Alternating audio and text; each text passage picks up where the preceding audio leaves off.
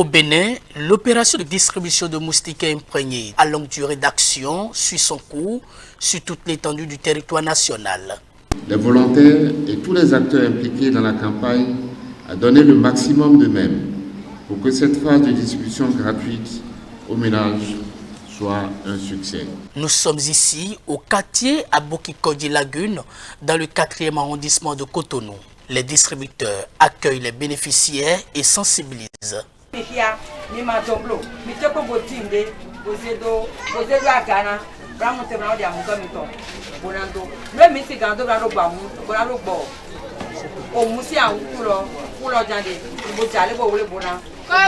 Merci beaucoup.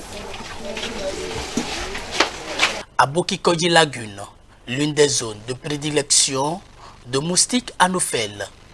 Tous les ménages recensés reçoivent leurs moustiquaires imprégnés afin de réduire la transmission du paludisme par les moustiques anophèles.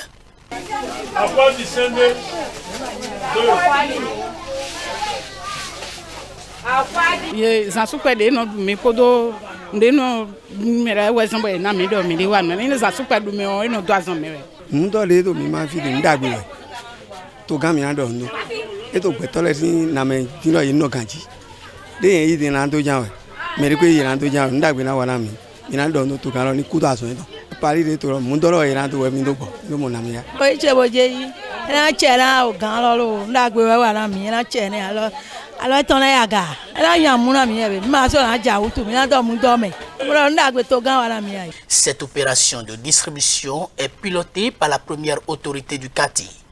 Le chef quartier salue tout de même cette initiative du gouvernement Talon. C'est la distribution du moustiquaire imprégné et que ça commence aujourd'hui chez moi. Ils vont faire 4 jours ici et tout va bien ici. Les 4 là qu'ils envoient, c'est l'appareil cellulaire. Il y a un code. Ça veut dire qu'on regarde au mail pour savoir le moustiquaire que la population va prendre. Et ça n'a pas de fruit. Le moustiquaire est là pour protéger, c'est pour la santé de nos populations contre le moustique anophèle.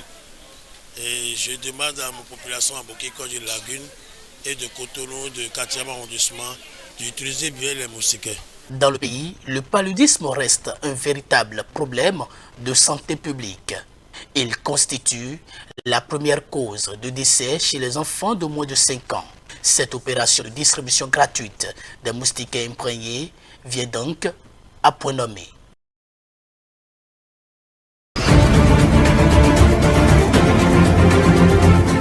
Il faut savoir que la SB2E, comme la SONEB, aujourd'hui, les 2 entités publiques qui font des prestations contre paiement de redevances ont beaucoup d'impayés dehors parce que certains concitoyens, souvent de mauvaise foi, d'autres parce que vraiment sur le moment ont des difficultés à faire face à leur consommation, certains concitoyens ne payent pas. Et il arrive que parfois même, les agents de recouvrement partisent avec pour ne pas que, ou bien on trafique les compteurs pour consommer indûment plus que ce que l'on devrait et plus que ce que l'on paye. La volonté du gouvernement, en mettant en place cette agence, c'est de voler au secours de ces sociétés, donc de leur donner un bras opérationnel qui est la latitude, les prérogatives et les moyens pour ne s'occuper que de ça. Et c'est aussi pour faciliter davantage la tâche aux citoyens, aux consommateurs. Parce qu'aujourd'hui, vous avez affaire à au moins 2 agents, l'un de la SB2E, l'un de la SONEB. Quand vous êtes dans le Grand Nokoué aujourd'hui, et peut-être demain à Parakou, où la société de gestion des déchets solides est à pied d'œuvre, lorsqu'elle va commencer dans quelques temps à délivrer ses factures, vous pourriez avoir encore affaire à un autre agent. Ce qui veut dire qu'à minima, vous aurez 3 différentes personnes qui arrivent chez vous pour 3 factures à payer. Vous aurez 3 courses à faire et ça se fait en des points différents. Si vous allez vous-même ou si vous envoyez quelqu'un payer à la SB2E, vous faites le déplacement. À la SONEB, vous faites le déplacement. À la GDS, vous ferez le déplacement.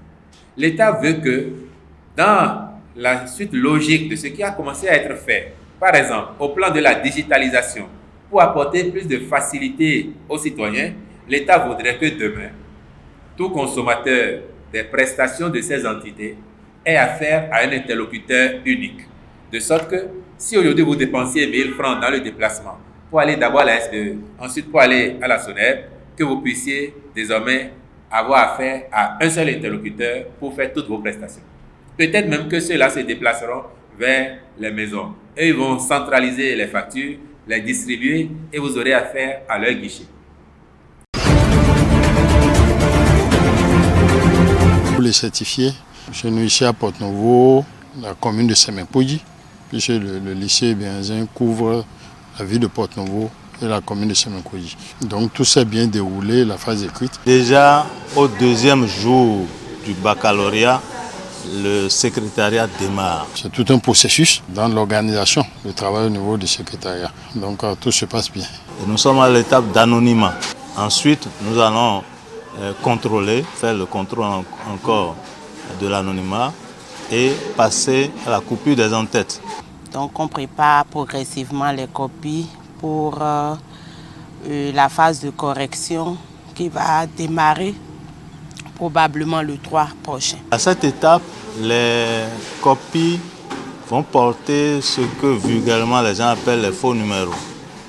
Les copies seront codées. Il y a un processus aussi de permutation des copies. Donc les copies de Porto-Novo, de Cotonou sont mélangées et réparties sur tout le territoire national. Donc les copies de Porto-Novo ne sont pas Koya Porto-Novo. Ils sont peut-être Koya Parakou, Anatitengu, à Lokosa, ainsi de suite. Donc c'est tout un mélange. C'est un long processus.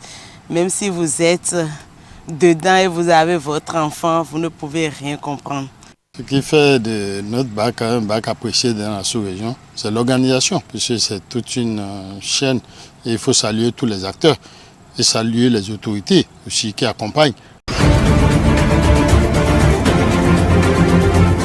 S'agissant de l'élection présidentielle du 25 février 2024, je tiens à ce que le gouvernement prenne toutes les dispositions pour une bonne organisation du scrutin, comme par le passé.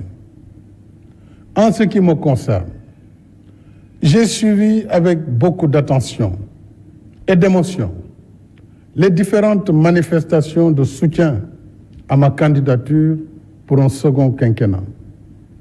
La dernière étant celle de 512 maires et présidents de conseil départemental sur les 601 que compte notre pays.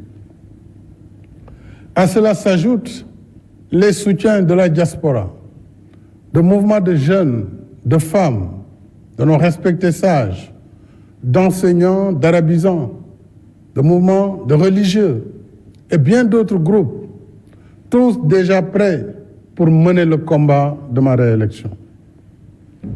À tous ces compatriotes, je voudrais exprimer ma profonde gratitude en réservant une mention spéciale et toute particulière à la coalition Benno Bokk Yakaar, à mon parti, l'Alliance pour la République, et à la grande coalition de la majorité présidentielle.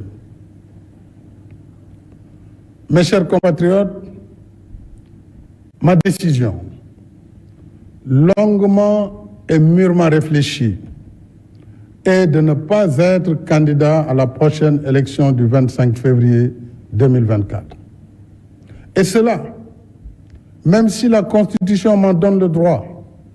En effet, depuis la révision constitutionnelle de 2016, le débat juridique a été définitivement tranché par la décision du Conseil constitutionnel numéro 1 C-2016 du 12 février 2016.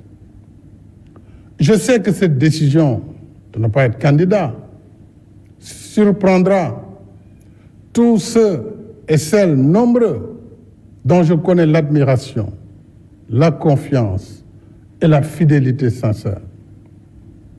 Elle surprendra aussi ceux et celles qui souhaitent me voir encore guider la construction du Sénégal, qui trouvent de plus en plus ses marques.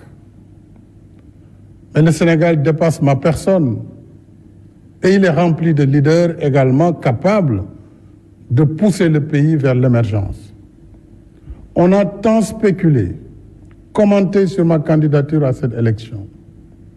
Cependant, je n'ai jamais voulu être l'otage de cette injonction permanente à parler avant l'heure, car mes priorités portaient surtout sur la gestion d'un pays, d'une équipe gouvernementale cohérente et engagée dans l'action pour l'émergence, surtout dans un contexte socio-économique difficile et incertain.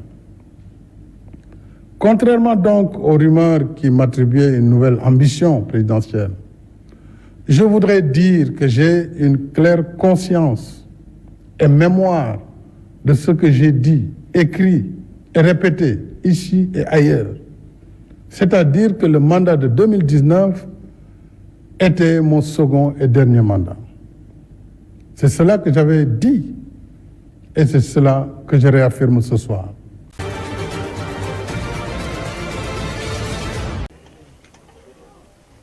Les Zimbabwéens sont attendus aux urnes le 23 août à la faveur des élections générales. Des observateurs du Royaume-Uni, des États-Unis, de la Russie, de la Chine et de l'Union européenne, entre autres, sont attendus dans le pays. Le représentant de l'UE et le ministre zimbabwéen des Affaires étrangères et du Commerce international par intérim ont signé un protocole d'accord relatif à ce scrutin, sorte de guide pour les observateurs. Ils sont appelés à observer et non à surveiller le processus électoral, a fait savoir le chef de la diplomatie zimbabwéenne. Au total, 51 pays et 17 organisations internationales de la société civile sont attendus par Harare. 11 candidats briguent les suffrages des électeurs pour la présidentielle, dont le président sortant Emmerson Mnangagwa et son principal adversaire Nelson Chamisa.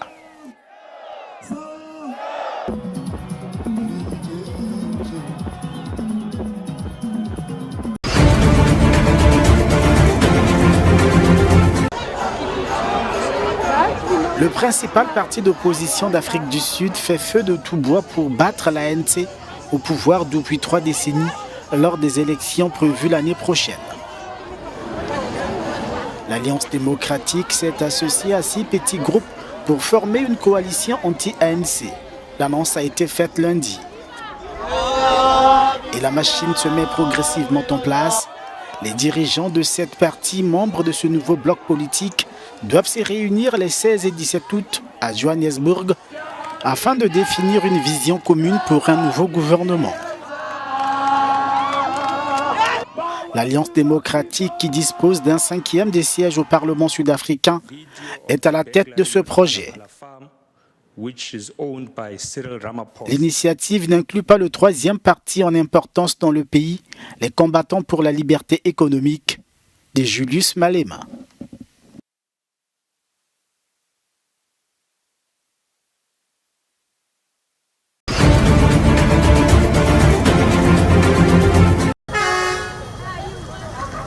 Avec 81 sièges, le parti présidentiel en Sierra Leone a remporté les élections législatives du 24 juin.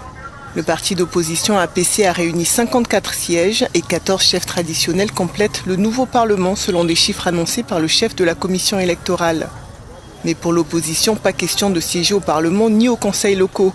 Le principal parti d'opposition de Samura Kamara, arrivé 2e à la présidentielle, a dénoncé des irrégularités flagrantes et conteste les résultats. Selon le porte-parole de l'APC, ils ne correspondent pas au nombre total de suffrages exprimés dans les bureaux de vote. Le président sortant, Julius Maada Bio, a été réélu il y a une semaine pour un 2e mandat dès le premier tour avec 56,17% des voix selon des résultats de la commission électorale, résultats qui étaient déjà contestés par l'opposition et des organisations locales.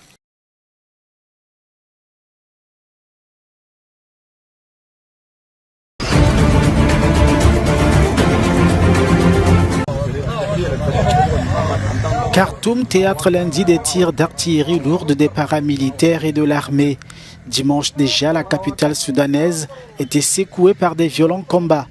Une base de la police et le bâtiment de la télévision d'État dans le nord-ouest de la capitale avaient été attaqués par les forces de soutien rapide qui ont affirmé avoir abattu un chasseur MiG de l'armée, alors que de véhicules des forces de sécurité prenaient la direction du corps des blindés, plongeant la population dans le calvaire.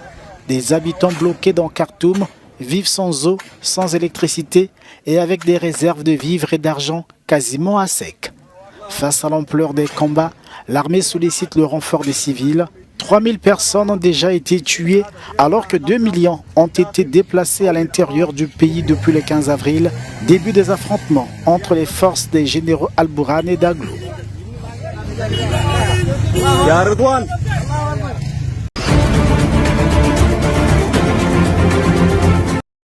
L'Ouganda doit produire ses premiers barils de pétrole en 2025. Ses réserves sont estimées à au moins 1,4 milliard. Les forages lancés en janvier de cette année doivent s'achever dans 2 ans. Ils concernent 2 projets développés par la China National Offshore Oil Corporation et Total Energy. Les autorités ougandaises affichent leur optimisme. Nous avons 2 projets qui produiront du pétrole brut, le projet Kingfisher et le projet Tilenga. Les 2 produiront donc du pétrole qui sera commercialisé par le biais de 2 autres projets. Le Léoduc Est-Africain qui partira d'ici en passant par Hoima jusqu'en Tanzanie. Il acheminera le brut et le projet de raffinerie ougandaise qui servira à transformer notre pétrole brut. Des contrats d'une valeur de 6,9 milliards de dollars sont dans les tuyaux. 1,8 milliard de dollars seront attribués aux entreprises locales. Mais au-delà de cet aspect financier, les riverains se plaignent de la pollution de leur environnement.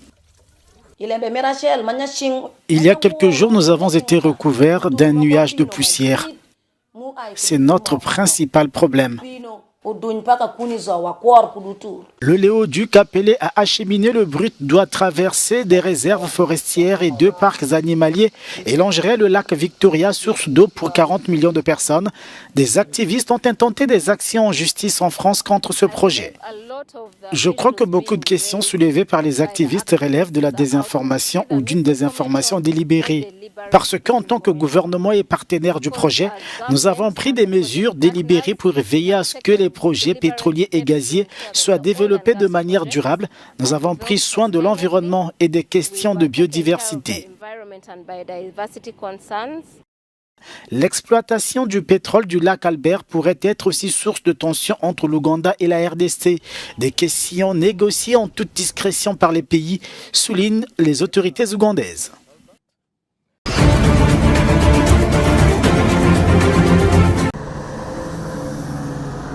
L'Arabie Saoudite a annoncé lundi qu'elle prolongeait la réduction de sa production de pétrole d'1 million de barils par jour.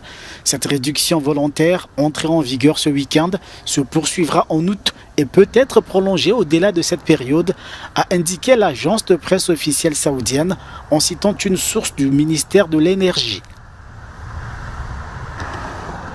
Une initiative imitée par la Russie, autre géant pétrolier, qui a annoncé aussi la réduction de ses exportations de 500 000 barils par jour en août. But de la manœuvre, donner un coup de fouet au prix de l'or noir qui battent de l'aile. Plusieurs analystes doutent cependant que les annonces faites lundi produisent des effets durables sur les prix.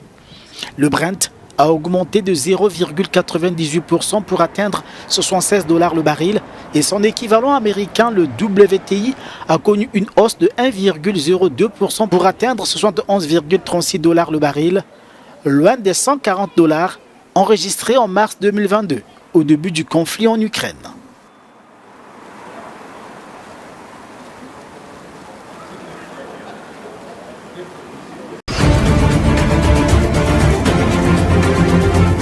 Le haut-commissaire des Nations Unies aux droits de l'homme a tiré la sonnette d'alarme lundi. Le droit à l'alimentation des populations est en péril.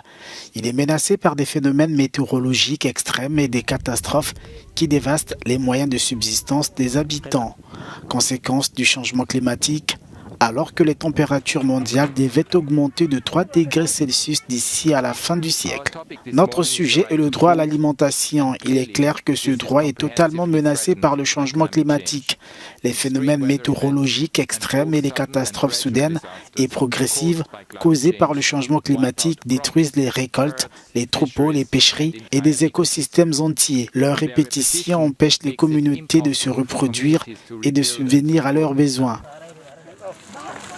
Les pays les moins avancés sont les plus exposés à la crise alimentaire à venir, alors qu'ils ne sont quasiment pas responsables des émissions mondiales de gaz à effet de serre.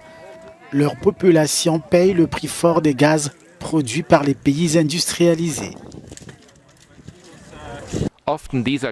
Souvent, il s'agit de pays qui ont peu bénéficié du développement industriel et qui n'ont pratiquement pas contribué au processus industriel qui tue notre environnement et viole les droits. S'il ne s'agit pas d'une question de droits de l'homme, qu'est-ce que c'est que c'est? Face à l'urgence, le haut-commissaire des Nations Unies aux droits de l'homme a souligné la nécessité d'éliminer progressivement les combustibles fossiles.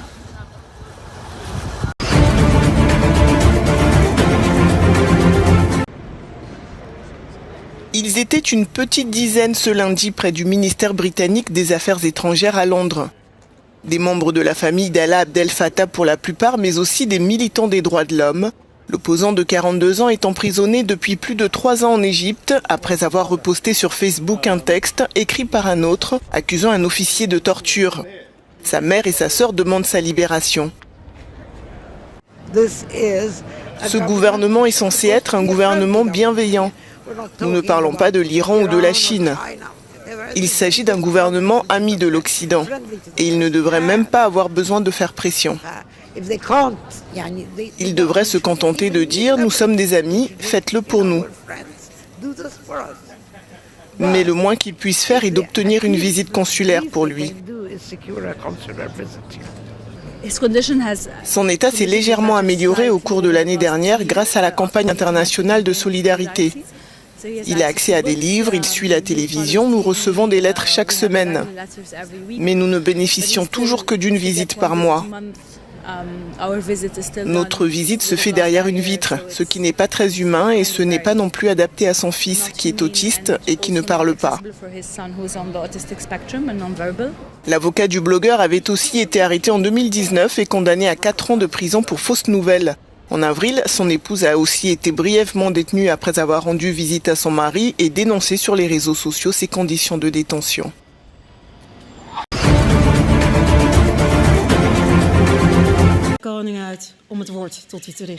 Le roi des Pays-Bas, Willem-Alexander, a présenté ses excuses officielles pour l'implication de son pays dans la traite négrière lors de la commémoration de l'anniversaire de l'abolition de l'esclavage, déclarant qu'il se sentait personnellement et extrêmement affecté. Le pays a participé à la traite d'environ 600 000 Africains, principalement vers l'Amérique du Sud et les Caraïbes. Le 19 décembre dernier, le Premier ministre néerlandais a présenté des excuses au nom du gouvernement néerlandais pour le fait que pendant des siècles, au nom de l'État néerlandais, des êtres humains ont été transformés en marchandises, exploités et maltraités.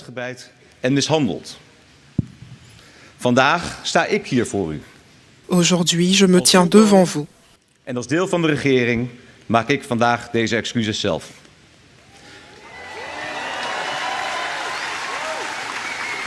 Aujourd'hui, en tant que roi et membre du gouvernement, je présente moi-même ces excuses et je ressens le poids de ces mots dans mon cœur et dans mon âme. Des centaines de ressortissants du Suriname et d'autres anciennes colonies néerlandaises des Caraïbes ont défilé samedi dans les rues d'Amsterdam. Ces excuses s'inscrivent dans le cadre d'une reconnaissance de l'histoire coloniale de l'Occident encouragée ces dernières années par des mouvements révolutionnaires. Si l'abolition officielle de l'esclavage dans les colonies néerlandaises remonte à 160 ans, son application réelle n'a que 150 ans.